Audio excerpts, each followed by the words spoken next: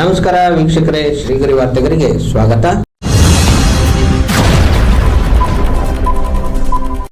ದಿನಾಂಕ ಆಗಸ್ಟ್ 13, 2026ರಂದು ಕಾವೇರಿ ನೀರಿನ ವಿಚಾರವಾಗಿ ಮೈಸೂರಿನ ಕನ್ನಡ ಪರ ಸಂಘಟನೆಗಳು ಹಾಗೂ ಸಂಘ ಸಂಸ್ಥೆಗಳು ಸರ್ಕಾರದ ವಿರುದ್ಧ ನಿದ್ರಿಸುವ ಚಳುವಳಿ ವಿಭಿನ್ನ ಹೋರಾಟವನ್ನು ಆರ್ಗೇಟ್ ಮುಂದೆ ನಡೆಸಿದರು. ಪ್ರತಿಭಟನೆಯಲ್ಲಿ ಕರ್ನಾಟಕ ಕಾವಲು ಪಡೆ ರಾಜ್ಯಾಧ್ಯಕ್ಷ ಮೋಹನ್ ಕುಮಾರ್ ಗೌಡ ಅಧ್ಯಕ್ಷರು, ಕರುನಾಡು ಸರ್ವೋದಯ ಸೇನೆ ರವಿಶಂಕರ್, ನಾಗೇಶ್ ಯಾದವ್, ಕರ್ನಾಟಕ ಕಾವಲು ಪಡೆ ಸದಸ್ಯರು, ಹೊಸಕೋಟೆ ಬಸವರಾಜು, ಕರ್ನಾಟಕ ರಾಜ್ಯ ರೈತ ಸಂಘ ವಿಭಾಗೀಯ ಸಂಘಟನಾ ಕಾರ್ಯದರ್ಶಿ ಹಾಗೂ ಕನ್ನಡ ಹೋರಾಟಗಾರರು, ರೈತರ ಸಂಘಟನೆಗಳು ಭಾಗವಹಿಸಿದ್ದರು. ರಾಜ್ಯ ಸರ್ಕಾರಕ್ಕೆ ನಮ್ಮದು ಯಾತಕ್ಕಾಗಿ ಹೋರಾಟ, ಯಾತಕ್ಕಾಗಿ ಹೋರಾಟ, ಯಾತಕ್ಕಾಗಿ ಹೋರಾಟ, ನಮ್ಮದು ನಮ್ಮದು ಕಾವೇರಿ ನಮ್ಮದು, ನಮ್ಮದು ನಮ್ಮದು ಕಾವೇರಿ ನಮ್ಮದು. ಧಿಕ್ಕಾರ ಧಿಕ್ಕಾರ ಧಿಕ್ಕಾರ ಧಿಕ್ಕಾರ, ಕಾವೇರಿ ನಮ್ಮದು, ನಮ್ಮದು ನಮ್ಮದು. ಇವತ್ತೇನು ಕರ್ನಾಟಕ ಬಂದು ಅಂತ ವಾಟಾಳ್ ನಾಗರಾಜ್ ನೇತೃತ್ವದಲ್ಲಿ ಕರೆದಿದ್ದಾರೆ.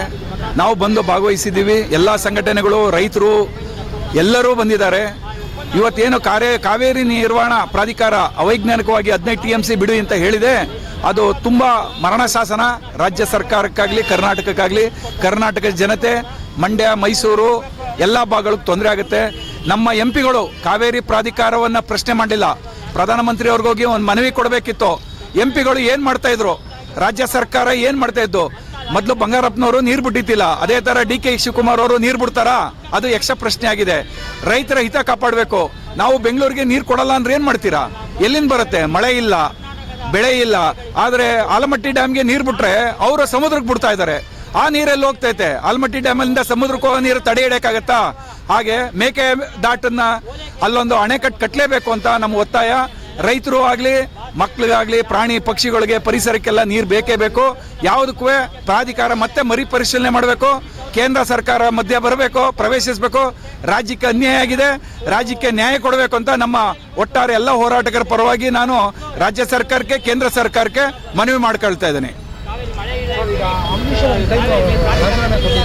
ಹೌದು, ಅವರು ರಾಜ್ಯದ ಕೇಂದ್ರ ಸಚಿವರಾದಾಗ ಕಾವೇರಿಲಿ ಏನು ಪ್ರಾಧಿಕಾರ ಆಯ್ತು, ಅವರು ಅವತ್ತೇ ರಿಸಿಗ್ನೇಷನ್ ಕೊಟ್ಬಿಟ್ಟು ವಾಪಸ್ ಬಂದ್ರು. ಅಂತ ಗಂಡಿ ಯಾರಿಗಿದೆ? ಯಾವ MP ಗಳಿಗಿದೆ?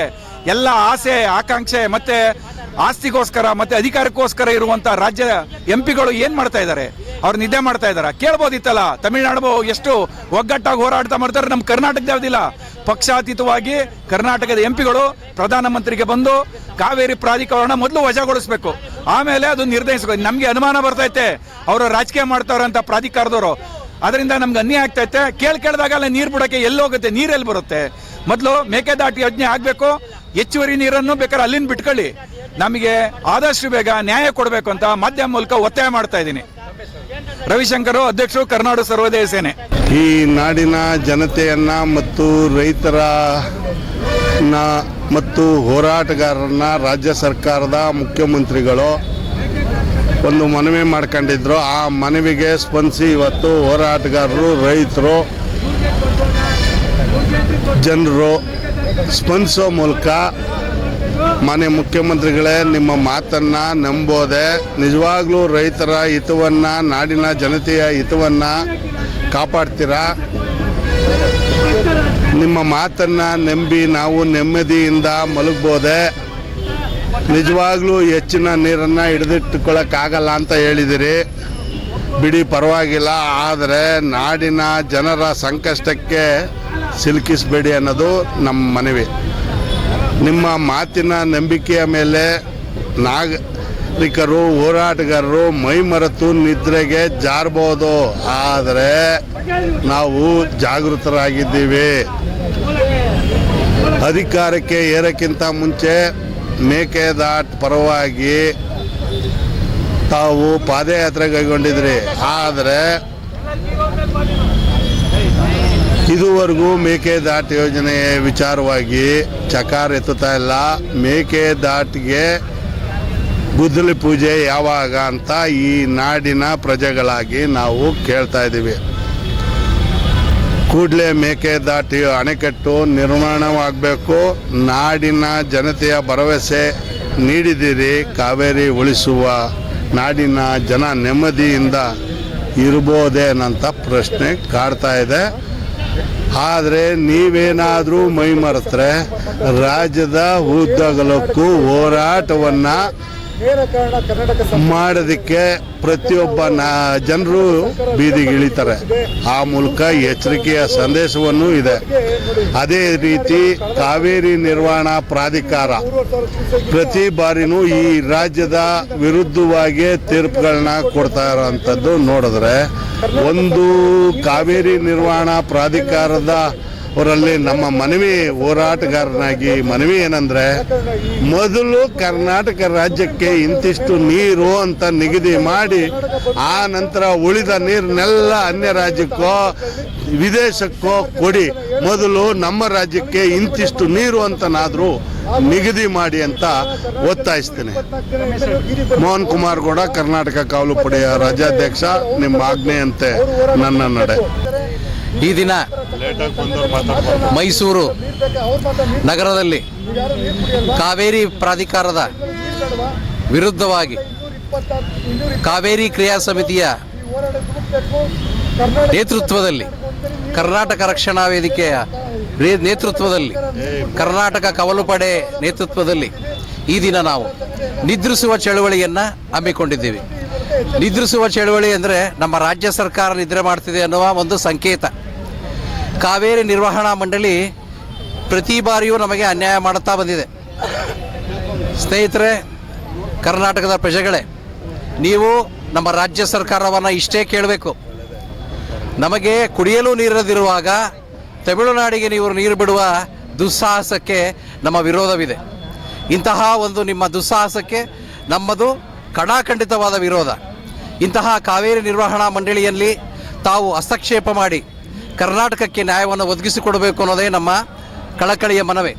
ಈ ದಿನದ ಒಂದು ಈ ಸಾಂಕೇತಿಕ ಧರಣಿಯಲ್ಲಿ ನಾವೆಲ್ಲರೂ ಪಾಲ್ಗೊಂಡು ಕಾವೇರಿ ಹಿತರಕ್ಷಣಾ ಸಮಿತಿಯಿಂದ ಕಾವೇರಿಯನ್ನು ರಕ್ಷಿಸುವ ಕೈಂಕರ್ಯವನ್ನು ಗೊಂಡಿದ್ದೇವೆ. ನಮ್ಮೆಲ್ಲರಿಗೂ ಜಯವಾಗಲಿ, ಕರ್ನಾಟಕದ ಹೋರಾಟಗಾರರಿಗೆ ಜಯವಾಗಲಿ, ಕನ್ನಡ ಪರ ಸಂಘಟನೆಗಳಿಗೆ ಜಯವಾಗಲಿ, ಕಾವೇರಿಗಾಗಿ ಹೋರಾಡುತ್ತಿರುವ ಇಲ್ಲೆಲ್ಲ ಸಹಸ್ರಾರು ಮಂದಿಗಳಿಗೆ ಜಯವಾಗಲಿ ಎಂದು ಹೇಳಿ ನನ್ನ ಮಾತನ್ನು ಮುಗಿಸುತ್ತೇನೆ. ಜೈ ಹಿಂದ್, ಜೈ ಕರ್ನಾಟಕ. ನಾಗೇಶ್ ಯಾದವ್, ಕರ್ನಾಟಕ ಕಾವಲು ಪಡೆಯ ಸದಸ್ಯ. ಏನು ಕಾವೇರಿ ವಿವಾದ ಸ್ವತಂತ್ರ ಪೂರ್ವದಿಂದ ಕೂಡ, ಸ್ವತಂತ್ರ ಬಂದ ನಂತರ ಕೂಡ ನಿರಂತರವಾಗಿ ಸಮಸ್ಯೆ ಉದ್ಭವ ಆಗ್ತಾ ಇತ್ತು. ಈ ಕಾರಣಕ್ಕೆ ರಾಜ್ಯ ಸರ್ಕಾರ ಟ್ರಿಬ್ಯುನಲ್ನ ಕಮಿಟಿ ಮಾಡ್ತು. ಕಾವೇರಿ ಟ್ರಿಬ್ಯುನಲ್ಲಿ ಅಂತಿಮವಾಗಿ ತೀರ್ಮಾನ ಮಾಡಿ ಕರ್ನಾಟಕ ರಾಜ್ಯಕ್ಕೆ 18 ಲಕ್ಷ ಹೆಕ್ಟೇರಲ್ಲಿ ನೀರಾವರಿ ಮಾಡುವಂಥ ಅವಕಾಶ, ತಮಿಳುನಾಡಿಗೆ 24 ಲಕ್ಷ ಹೆಕ್ಟೇರ್ ವ್ಯವಸಾಯ ಮಾಡುವಂಥ ಅವಕಾಶವನ್ನು ನೀರಿನ ಆಧಾರದ ಮೇಲೆ ಅವ್ರಿಗೆ ಅಲೋಕೇಟ್ ಮಾಡ್ತು. ಆದರೆ ನೀರು ಇಲ್ಲದೇದಾಗ ಯಾವ ರೀತಿ ನಾವು ಹಂಚಿಕೆ ಮಾಡ್ಕೋಬೇಕು ಅನ್ನೋದನ್ನು ಸಂಕಟ ಸೂತ್ರವನ್ನು ಟ್ರಿಬ್ಯುನಲ್ಲಿ ಸ್ಪಷ್ಟವಾದಂಥ ತೀರ್ಮಾನ ಆಗಿಲ್ಲ.